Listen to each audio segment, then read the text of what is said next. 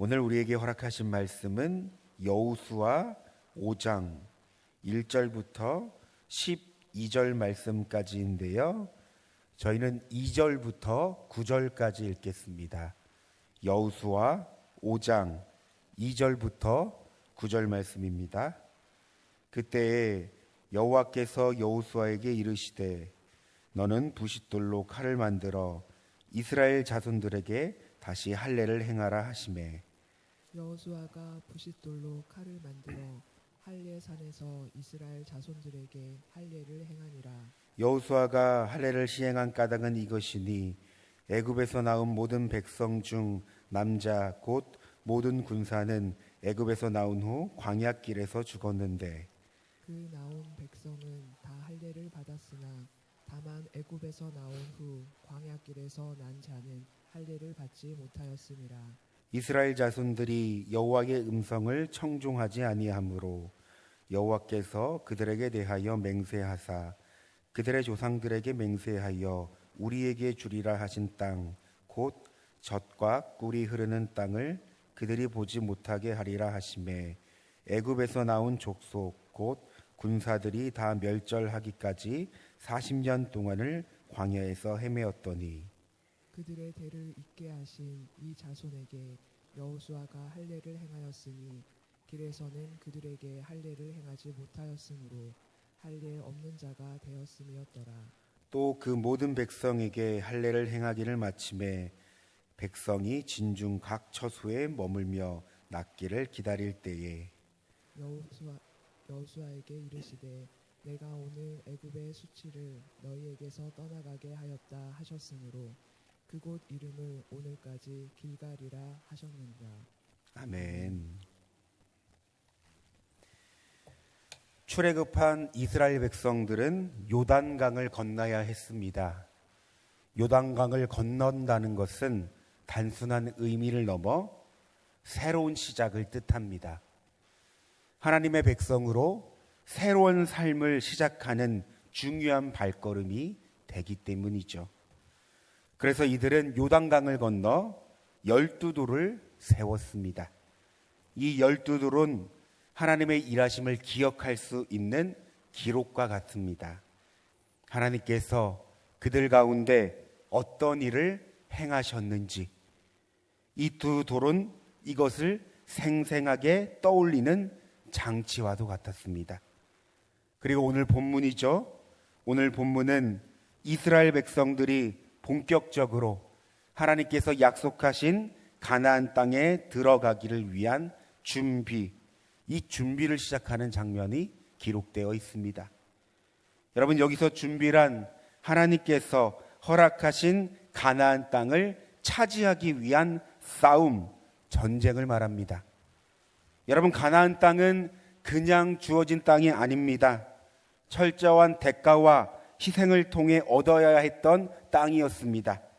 그리고 그 첫 관문에 여리고성이 있었습니다. 여리고성은 이미 12정탐꾼에 의해 익히 들었던 곳이죠. 성경을 보면 여리고성은 매우 견고하고 튼튼했습니다. 그리고 여리고는 가나안 지역에서 중요한 전략적 위치에 있었습니다. 따라서 막강한 군사력도 가지고 있었던 곳이 바로 여리고였습니다. 따라서 이스라엘 백성들이 전쟁을 철저히 준비하지 않으면 승리를 장담할 수 없는 곳이었습니다. 그래서 현실적으로 생각해 본다면 여리고성을 점령하기 위해 그들은 철저한 준비와 전략이 필요했습니다. 어떻게 이 성을 무너뜨릴까? 어떤 전술이 필요할까? 어떤 훈련과 무기를 사용해야 할까? 아무래도 이스라엘 백성들은 전쟁을 치른 경험이 턱없이 부족했기에 그리고 광야를 지나온 터라 이 상대적으로 그들은 많이 지쳐 있었을 것입니다. 그래서 이들은 무엇보다 신중하게 이 전쟁을 준비해야 했던 것이죠. 그런데 여러분, 이들의 예상을 뒤덮고 하나님은 전쟁을 준비하라는 대신 할례를 행하라고 말씀하십니다. 오늘 본문입니다. 여러분 생각해 보십시오. 지금 코앞에는 여리고 성이라는 아주 견고하고 튼튼한 성이 있는데 전쟁을 준비하기도 벅차는 이 시간에 할례를 행한다면 여러분 어떻게 될까요? 할례를 하면 한동안 몸을 움직이지 못합니다. 만약 이때 적들이 찾아온다면 여러분 어떻게 되겠습니까? 몰살당합니다. 즉 현실적으로 상식적으로 이해할 수 없는 하나님의 명령이었습니다. 그렇다면 왜 하나님은 전쟁을 코앞에 둔 이 이스라엘 백성들에게 할례를 행하라고 하셨을까? 여러분 저희는 그 이유를 4절과 5절 말씀으로 찾을 수 있는데요.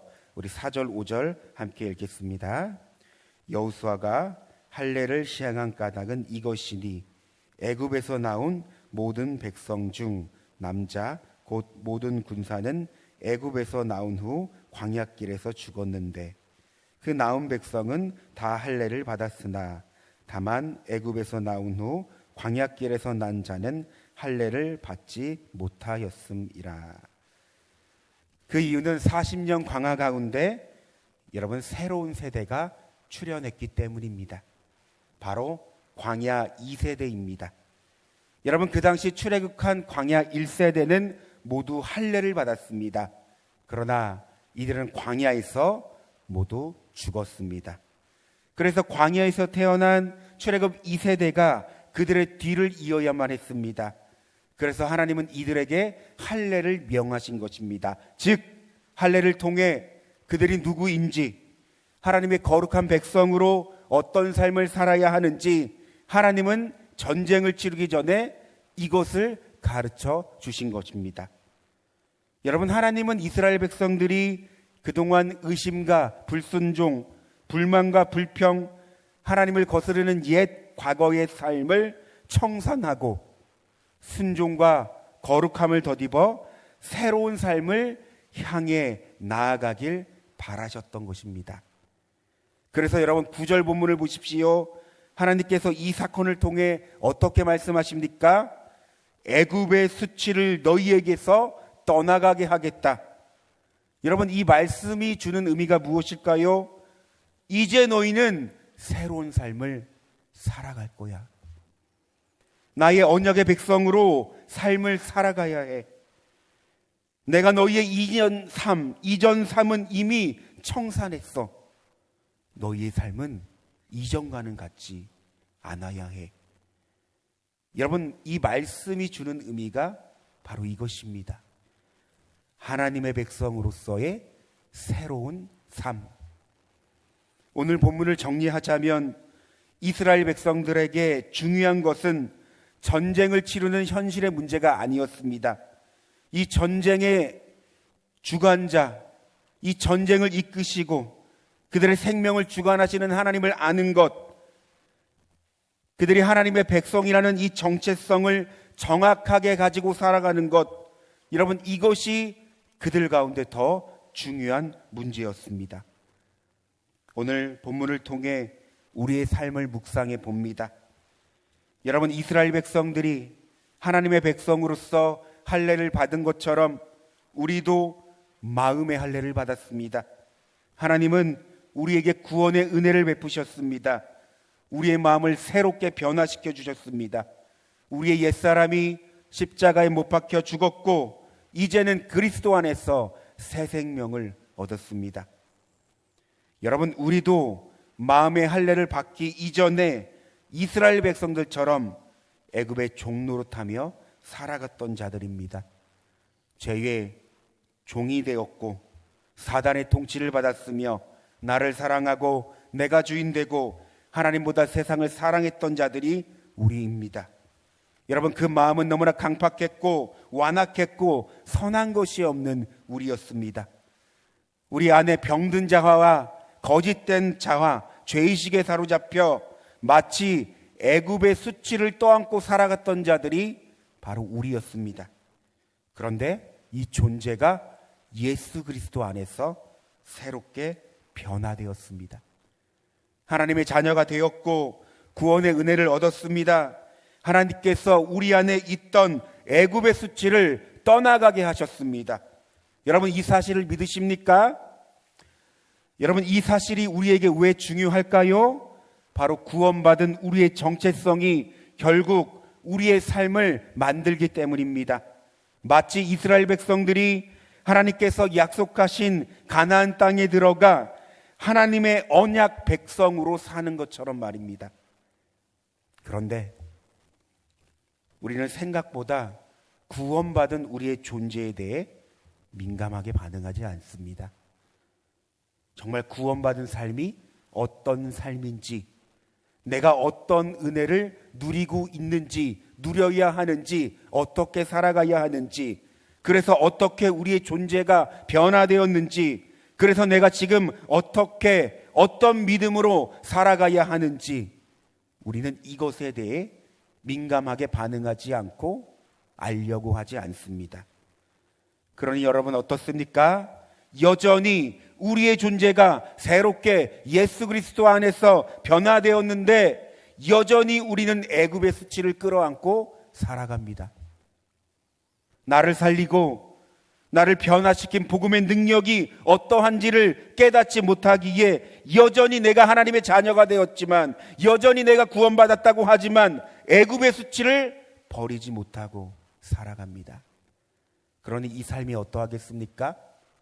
기쁨과 감사와 평안이 아닌 늘 어떠한 상황과 환경과 어떠한 마음과 여러 가지에 억눌리며 억압받으며 자유함이 없는 채 살아갑니다. 여러분 기억해야 합니다. 하나님은 그 수치를 떠나게 하셨습니다. 이미 그 수치가, 애굽의 수치가 십자가의 보혈로 깨끗이 씻김을 받았습니다. 하나님은 우리의 존재를 완전히 새롭게 하셨습니다. 그런데 우리는 우리의 존재가 어떤 존재인지를 모른 채 살아갑니다. 여러분, 우리의 과거가 오늘 우리의 삶을 만든다고 말합니다. 우리의 과거는 우리에게 많은 영향을 미칩니다. 그리고 우리의 삶을 형성합니다. 그런데 성경은 말합니다. 그런즉 누구든지 그리스도 안에 있으면 새로운 피조물이라. 이전 것은 지나갔으니 보라 새 것이 되었도다. 여러분, 성경은 그리스도 안에서 새로운 삶을 시작할 수 있다는 놀라운 진리를 선언하고 있습니다. 우리의 옛사람이 십자가에 못 박혀 죽었고 애굽의 수치가 떠나갔기 때문입니다. 그리고 우리는 주님 안에서 새 사람이 되었기 때문입니다. 그렇다면 내가 과거에 이런 삶을 살았어, 이런 환경과 이런 상황에 있었어, 이런 시간을 보냈어, 물론 중요합니다. 그러나 더 중요한 것은 이제부터입니다. 내가 예수 그리스도 안에서 지금 새롭게 변화되었어. 나는 예수 안에서 새롭게 태어난 존재야. 그러므로 앞으로의 삶이 더 중요해. 여러분, 오늘 본문을 통해 하나님은 이스라엘 백성들에게 이 사실을 깨닫게 하시려고 할례를 행하셨던 것입니다. 너희의 과거는 이미 내가 깨끗이 씻겨버렸다. 너희는 이제 하나님의 언약 백성으로서 나의 말씀에 귀를 기울이며 나를 바라보며 살아가면 된단다. 하나님은 이스라엘 백성들에게 이것을 말씀하신 것입니다. 말씀을 정리하겠습니다. 사랑하는 성도 여러분, 삶을 치열한 영적 전쟁이라고 말합니다. 우리는 매 순간 하루에도 수십 번, 수백 번씩 견고한 여리고성을 마주합니다. 그리고 이 여리고성을 어떻게 무너뜨릴지, 어떻게 넘어갈지 생각하고 고민합니다. 여러분, 얼마나 많습니까? 세상을 살아갈 때 현실의 문제와 어려움, 끊임없이 나에게 다가오는 여러 가지 시험과 유혹들, 불안감, 두려움, 상당히 우리 안에는, 우리의 삶에는 수많은 여리고성이 존재합니다. 그런데 여러분, 여리고성을 만난다면 오늘 말씀을 기억하십시오. 여리고 성을 무너뜨리는 게 먼저가 아닙니다. 내가 누구인지를 먼저 아는 것입니다.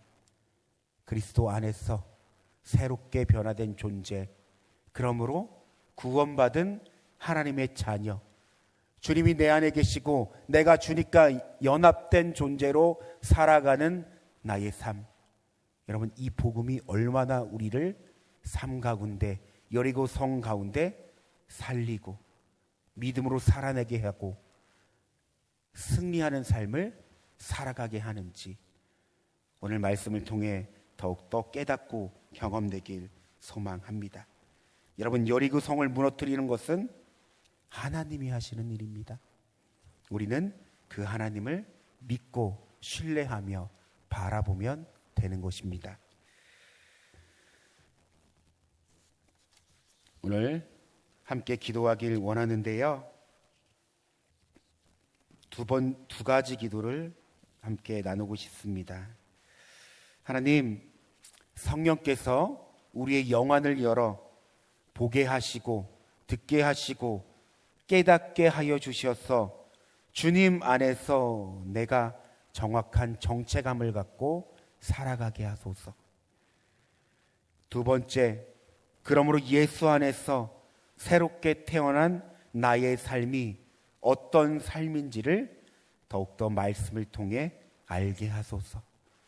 여러분, 이 두 가지 제목을 갖고 주님의 이름을 부르며 함께 기도하겠습니다. 주여, 사랑과 은혜가 충만하신 하나님, 오늘 여호수아 말씀을 통해 무엇보다 이스라엘 백성들이 이제 광야를 지나 가나안 땅에 들어가는 첫 관문인 여리고 성을 만났을 때 하나님은 이들에게 전쟁을 준비시키는 것이 아니라 먼저 할례를 행하게 하여 그들이 누구인지를 깨닫게 하셨습니다. 하나님, 이스라엘 백성들이 누구입니까? 하나님의 언약의 백성입니다. 하나님께서 그들을 안아 지금까지 오게 하셨고 광야를 지나게 하시고 구원을 베푼 하나님이 전능하신 하나님의 자녀 백성들입니다. 이스라엘 백성들은 이것을 깨달아야 했습니다. 눈앞에 있는 상황이 아니라, 문제가 아니라, 어려움이 아니라 내가 누구인지, 나의 하나님이 누구인지, 내가 믿고 신뢰하는 그 하나님이 누구인지를 먼저 아는 것이 그들 가운데 중요했습니다. 그런데 하나님, 오늘 우리의 삶을 돌아보면 우리도 동일하게 이 말씀을 적용할 수 있습니다. 하나님, 세상을 살아갈 때 얼마나 수많은 문제와 어려움이 우리 가운데 있습니까? 도저히 현실적으로 나의 힘으로, 나의 노력으로 해결할 수 없는 문제들이 너무나도 많이 있습니다. 그러한 현실을 마주할 때마다 좌절하고 절망하고 두려워하고 낙심하고 포기하는 우리들의 삶이 있습니다.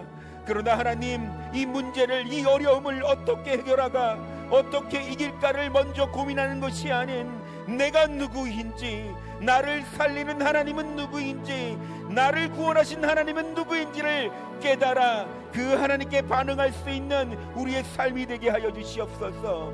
그러므로 우리에게 믿음이 필요합니다. 싸워서 이기는 믿음이 아니라 하나님을 믿고 하나님을 알고 하나님을 바라보는 믿음이 필요합니다. 왜냐하면 하나님께서 우리의 삶에서 일을 행하시고 역사하시고 그 하나님의 뜻을 이루기 때문입니다.